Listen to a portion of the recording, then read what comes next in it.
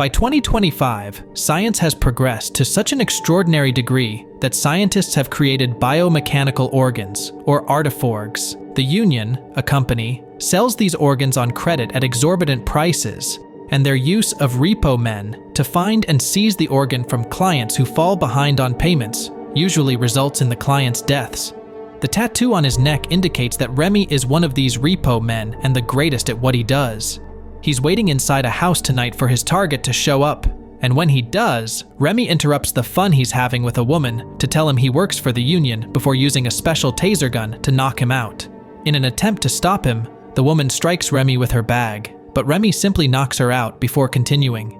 He puts on headphones to listen to music and plastic overalls to protect his uniform before taking out his tools and chopping the man open to get his artiforg, which he then cleans and stores in a special sealed bag. Remy begins his day at home with his son Peter and wife Carol the following morning. He leaves clients to die and travels the city gathering artifacts after dropping Peter off at school. After that, he visits the Union headquarters, where he runs into a worker dressed like a giant lung and stops by a coffee table, making himself seen to all the prospective customers who are waiting to be helped.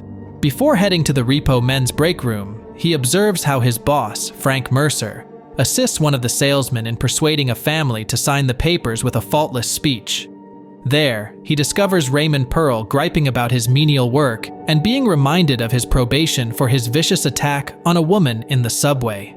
Frank abruptly ends their conversation, warning Remy not to spend too much time on the main floor, as he might frighten the customers.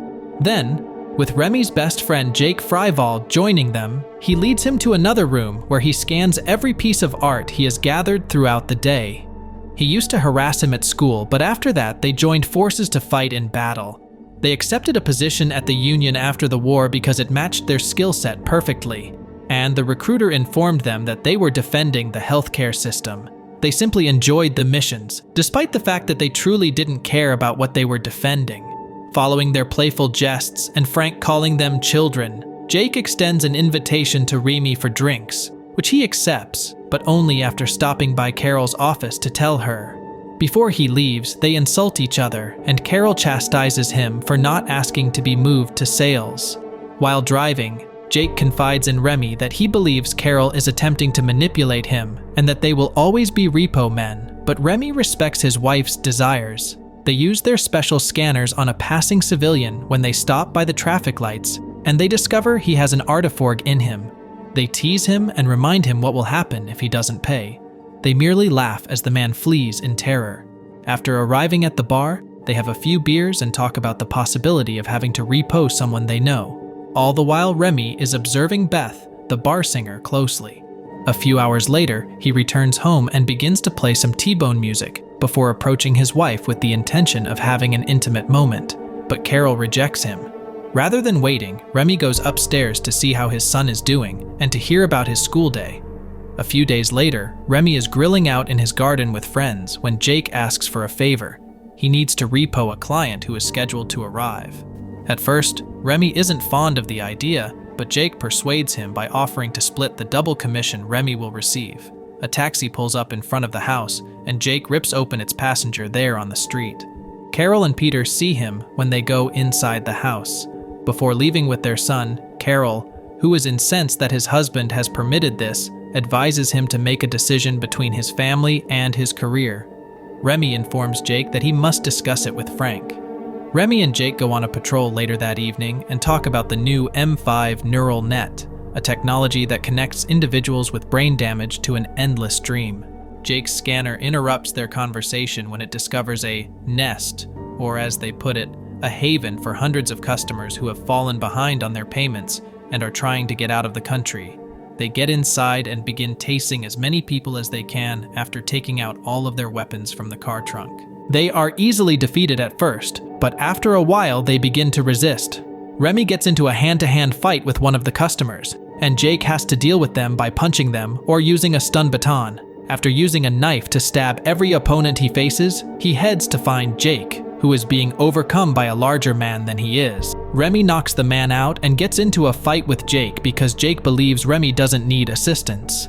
A few hours later, the two of them return to Frank's office with all the loot, including 2 scanning jammers that they use to hide from the repo men's scanners. Frank tells them he's impressed after putting those away, and extends an offer for them to become full-time raid captains, which Remy declines. Frank is about to ask to be transferred to the sales department when Jake interrupts and tells him that things are fine the way they are. When work is done, Jake tells Remy that following the rules is important and should be done. After dropping Jake off at his place, he heads to handle Jimmy T-Bone, a musician he has always admired, for what he hopes to be his final repo job. When he tells T-Bone that he's a fan, T-Bone asks him to help him finish the song before the release.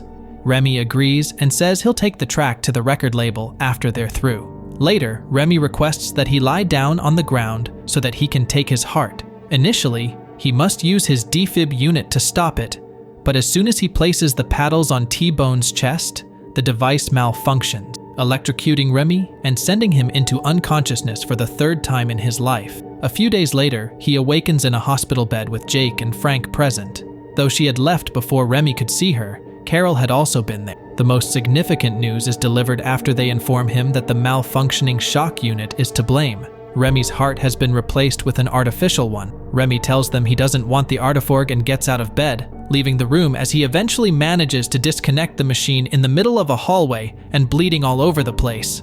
Frank insults him by dropping his salesman's speech.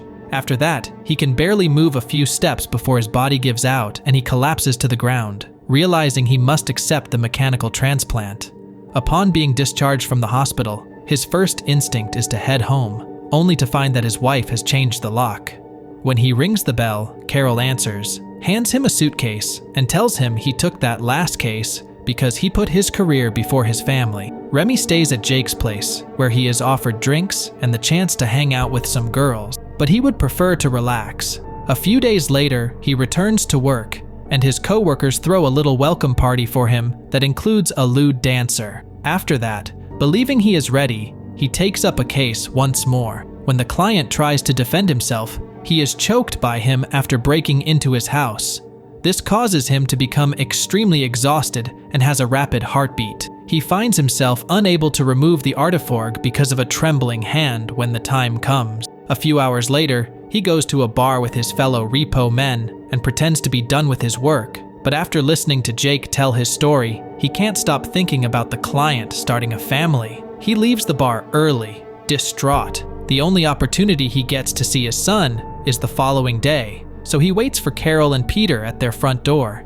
He gives Carol a hug and tries to talk to her after, but all she says is that he's behind on his heart payments and gives him an envelope. When Jake finds out later, he chastises Remy for lying but acknowledges that he needs time off and says they can collaborate once more, once Remy recovers. Remy tries his hand at sales, but it doesn't work out because he can't lie to the clients because he has grown to care about them. His direct honesty doesn't work well in a sales situation. He attempts to supplement his income by placing horse bets, but he is also not very successful. Jake takes Remy to a nest and even tases a few people for him when the last notice comes in the mail. But Remy is still unable to complete the task, telling him not to return until he gets out of his slump and has enough assets to pay off his debt. An enraged Jake walks away. A while later, the song he heard at the bar the other day wakes him up. After noticing that Beth appears extremely ill, he decides to take her to a motel and keep an eye on her while her body undergoes detoxification. He finds she has numerous artifacts that need to be reclaimed when he uses his scanner on her. Beth punches Remy for helping her when she eventually wakes up. He responds, "Maybe it isn't," when she says that their relationship is over. Remy bursts into the Union's building, intending to clear his and Beth's names, but he only succeeds in removing one of her many organs before Jake discovers him. Jake is furious with Remy, but he pardons him when he returns his taser gun. Before going back to the motel and telling Beth they have to leave, he breaks into his old house next door to say goodbye to Peter. They drive to the deserted outskirts of the city, where they hide in an abandoned building after setting their car on fire. Frank tries to present Jake Remy's case at the Union in the meantime, but he and the other repo men decline. As the days go by, Remy and Beth use what they can salvage from the abandoned building to construct a modest home. They make love and kiss one night after she tells him everything about the inspiration behind her artwork. Subsequently, Beth gives Remy a typewriter she discovered in the garbage. Remy starts writing his memoirs with it. Many days later, Beth uses her prosthetic ears to hear something outside, but Remy isn't able to, so she puts headphones on her head to show him. It doesn't take long for the noise to appear to be coming from Raymond, who has taken Remy's case. The couple devises a scheme to elude discovery. They remove their belongings to a different room. When Raymond walks into the room, Beth hides behind the door, and Remy pretends to be writing, complaining that he's so easy to catch. He walks further inside and falls into the hole after drawing his weapon. But now that the floor's unsteady, Beth stumbles and breaks her prosthetic knee as she approaches him. Remy improvises and kills Raymond by dropping the typewriter on his head after Raymond sees an opening and grabs his gun to tase her. Remy drives Beth back to the city to get supplies after robbing Raymond of his car, but Beth demonstrates to him that she can fix her own knee with some tools she found lying around. Upon arriving at the Union's parking lot, Remy spots the man donning the lung costume relaxing and takes it from him so he can enter covertly. He visits Frank at work, giving him a few punches before threatening to use the taser he stole from Raymond. In addition, he gives him a piece of skin bearing Raymond's tattoo, threatening to do the same to anyone who attempts to apprehend him. When Remy requests to be removed from the system, Frank informs him that since Remy's initial attempt, the system has changed, and that, at this point, cleaning accounts requires bringing the organ to the Union's central office. Remy knocks Frank unconscious and takes the scanning jammers before heading back to Beth to inform her that they are leaving the country, despite Frank's attempts to make him an offer. Frank gives Jake the order to retrieve Remy when he wakes up. Later at the airport, Remy and Beth use the jammers to get past the security checks, but they are still removed when a fellow traveler sees that Beth's leg is bleeding. On their way out, Remy tosses the jammers in the trash. Two repo men show up at the office and scan Remy once more, this time receiving an alert, while a guard prepares to bandage Beth's knee. With their fists and even objects they find lying around, like the scissors Beth picks to stab two of the officers, the couple moves quickly to engage in combat with all of the guards. Once everyone is taken care of, they exit the office and find Jake. Since he is unable to act due to his location behind a security panel, Remy picks up Beth and leaves the building. Once again, the pair gets back in the car and heads to an abandoned building in the city's slums, where they run into Asbury, a former boyfriend of Beth's who deals in illicit organs. He tells them that he can't help Beth because he doesn't deal with joints anymore, and that they should go see Alva after he gives Beth some red powder, and challenges Remy about the morality of their professions. They find out there are actually two Alvas when they go to have the procedure done, a young woman who specializes in anesthesia, and a small child who performs the actual surgery. Remy worries about Alva's age and abilities, but little Alva shows that she is an expert at her job. When they return to Asbury's place after Beth wakes up a few hours later, they discover he has been repoed. At that point, Jake shows up and tries to convince Remy to accompany him back, but Remy declines, claiming that the accident has changed him forever. Jake acknowledges that it wasn't a true accident and that he had the defibrillator set up to cause Remy to accumulate debt rather than transfer to sales. The two men engage in hand-to-hand combat, and although it initially appears as though they are on an equal footing, Jake eventually gains the upper hand and propels Remy through a wall. Remy gets dropped on a metal bridge after he is thrown around by him. Remy erupts into laughter and pulls out a knife, stabbing Jake in the leg, before Jake knocks Remy unconscious in return. After a series of memories flash before his eyes, Remy is woken up by Beth, who tased Jake, and now tells him they must flee because a repo raid has arrived. As hundreds of debtors begin to be shot as they flee the building, Rhodesia, the head of an underground residence, saves them when they run into a dead end and pulls them into a secret room. She swears she'll shoot Remy for having a tattoo, but he wins her over by revealing the scar on his chest. Remy can't sleep due to nightmares, so he goes outside to assess the damage and discovers that Alva's body is among the many fallen bodies inside the building. The following day, he informs Beth that there is no way out for anyone, regardless of where they hide, and that his goal is to complete this by traveling to headquarters and erasing every record. After a few hours, they meet Carol and Peter on the train, and Carol and they quickly get into a fight. Remy gives Peter his manuscript and instructs him to look for him in Punta del Este when he is old enough after Peter uses his father's taser to knock her unconscious. After waiting for Frank in his car and giving him a tase, Remy and Beth take his car and drive back to the Union's headquarters. After shooting the security camera, Remy uses Frank's eye to unlock the door and enter after tasing 2 of the guards and shooting the 3rd. Rushing inside, he and Beth discover, as they try to evade capture, that scientists are working on artifacts in a lab. The couple is ignored by the majority of them, but one gets up and walks out the door.